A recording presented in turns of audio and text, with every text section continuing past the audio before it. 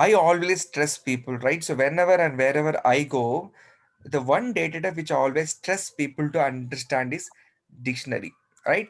First thing, when I say dictionary, the first thing you should know is, as usual, dictionary belongs to mutable category.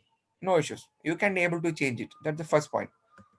Then what is the unique point with this, which this dictionary has, which other data type doesn't have? That is hashing. Don't wonder or don't get complexity with respect to the name hashing. Straightforward, guys.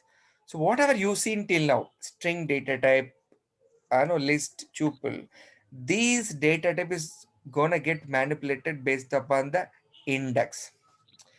That means if I have 5 letters, if I have 5 words, each and every word contains specific index. So I need to manipulate through the index to get the data. For example, in that above example, in this particular example, if I want to fetch the index 2, what is index 2 here in this variable, guys?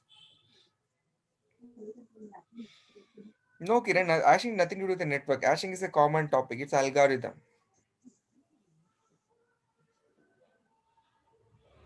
I think, Kiran, I think you're trying to convey that, yeah, Ashwin is output. Okay, hashing means, you are trying to tell me about the encryption part. So that is also called as hashing.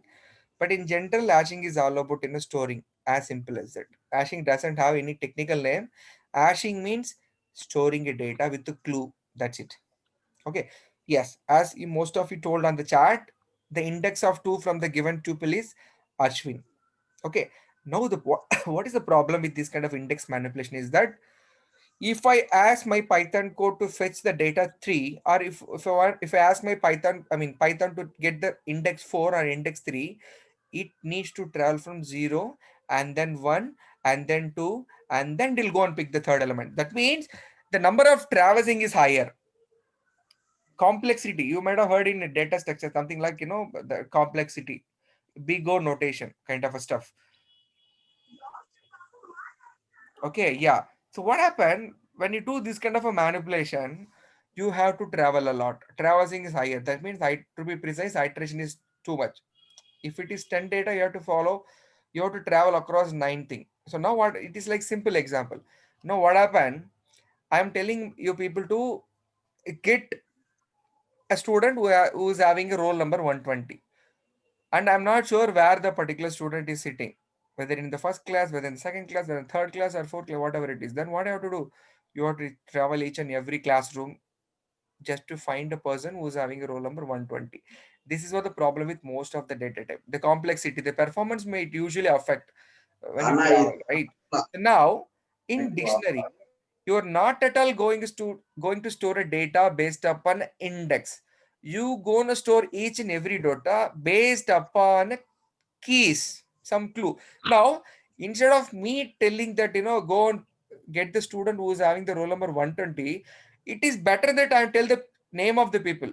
Okay, I'm telling, Giri, just go to the college and try to get the person who is having the Karthik in the initial of S.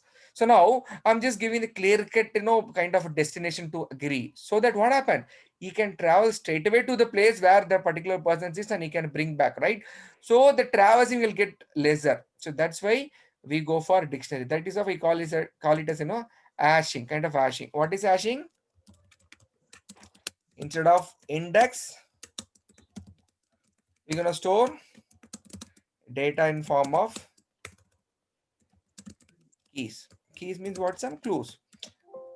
Go and get the blue color t-shirt guy. Get me the red color t-shirt guy. Okay. That's what the important thing with respect to the dictionary. In general, dictionaries are called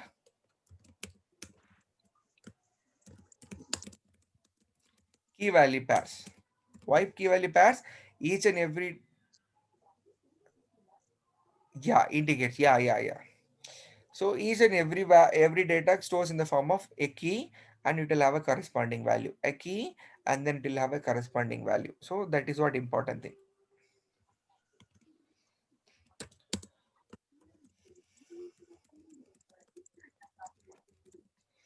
So dictionary generally means it is an unordered collection. What is unordered? You can, if you keep scrambling the data, you keep shuffling the data, and the data will not come in some orders. It will come in some different orders. So it is unordered collection.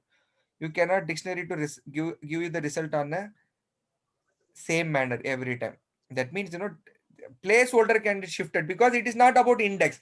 Index means zero, index means it should stay in a zeroth index. First index means it should always stay in the first index. Whereas if I do dictionary, I'm just going to store a data on the key. So what's the problem if I keep the key on a second place or a third level? Okay. So this is the reason why dictionary keys are no doesn't come in order. Because that doesn't gonna affect, because already I'm storing with one key itself, right? So the place where it is sitting is not at all important. That's what I mean with respect to this unordered collection. So this is called Python is unordered collection. Yeah, it's a key value pair. So how do we store? This is empty dictionary. Okay. Now, what I want to do, I want to store Dhoni and I want to store age like 39. As I told you, right? Whenever you want to store a data in a dictionary, whenever you want to store a data in a dictionary, make sure that you store each and every data in a key. So now, if it is a tuple, if it is a list, zone will be zeroth index and 39 will be in the first index. Now I'm telling it is a dictionary, so keep that under one key. So I'm gonna have a key.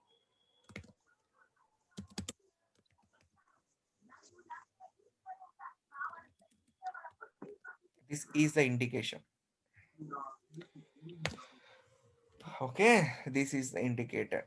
So when now, if I do this stuff, what does it mean in normal terms with respect to list, tuple, and string? I'm trying to fetch the first index. When you try to use this mechanism in dictionary, it will see one as a key, not as a index. When I run this one, you can see it. It says, Mohan, you're trying to fetch a key called one. There is no key called one, man. That's why I'm returning key error. So if you want to fetch a name, how you can fetch? You can fetch using this mechanism. Similarly,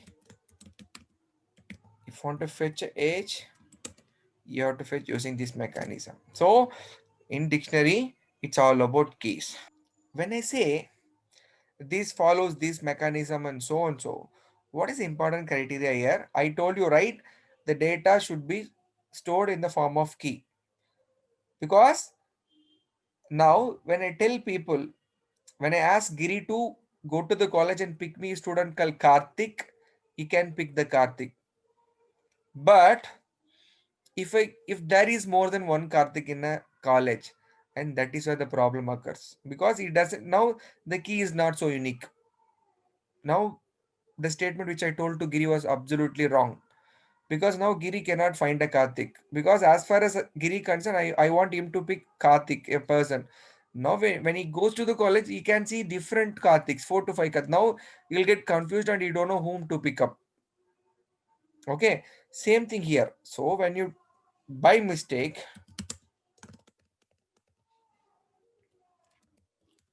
when you try to have a duplicated keys, that means if you repeat the same keys again and again, so what happened? When I run, you can see Rohit come first. That means the first data will be getting overridden. So whenever you keep adding the duplication of keys, the last key value pair alone will be accepted. The first key value pair will be overridden. So what is the fifth point? In a dictionary, you cannot have a duplication of a data.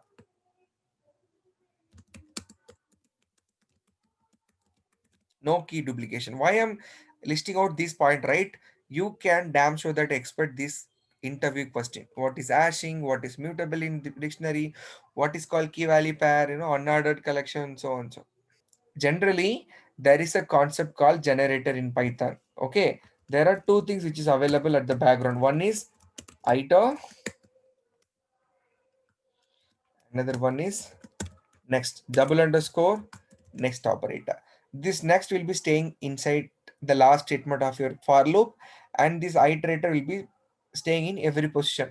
Okay, so when I run this particular for loop, what happens is that the x will first travel to the first data of the particular dictionary, or it can be list, it can be tuple. It will always travel to the first, and it'll come back and do whatever I'll say. Now I just put print. Okay, don't worry about the output. What it is going to do, it is going to pick the first data. As soon as it comes here, right? So what is the next thing it have to do? It have to go back to the variable. It should go back to this particular input. How it is going? This next attribute, which is available in each and every iterator, which is running behind your code. It will push your for loop back to the second data. Now when comes here, when it goes back here, right, it exactly goes to the next position. It is not at all going for the last position. Why? Because those input will have something like iterator. A guy will be standing here. Whenever x try to travel up on the variable, right, the guy will be telling Mohan, you already traveled to the name called, I mean key called name, so now you can shift back to the next data. Now it will go to the edge. Similarly, after finishing the loop, it will come back and that particular guy iter will be saying that, Mohan, you already done with the name and age, now you can go to the team. So it's like, when I send, when I send you people to, for example, I'm sending Kiran to check the classes. First, he will go to the first class, and Kiran will come back to me saying that, Mohan, I just went to the class, and this was the student detail, as I do for print trick similarly. Now, there will be a person who is sitting next to me. Who is that? He is the next guy. Next, he will be telling Kiran, okay, you're done with the first class, you go again. Now, by accident, Kiran may go to the first class again. Now, what happened? He may go to the first class. That's the problem. Now there will be guy who's standing outside the class. Now when Kiran tries to go for the first class, that guy who's standing outside the first room will be telling Kiran, Kiran, you already came to this particular place, go to the second class. So that guy is who is iterator, iter method.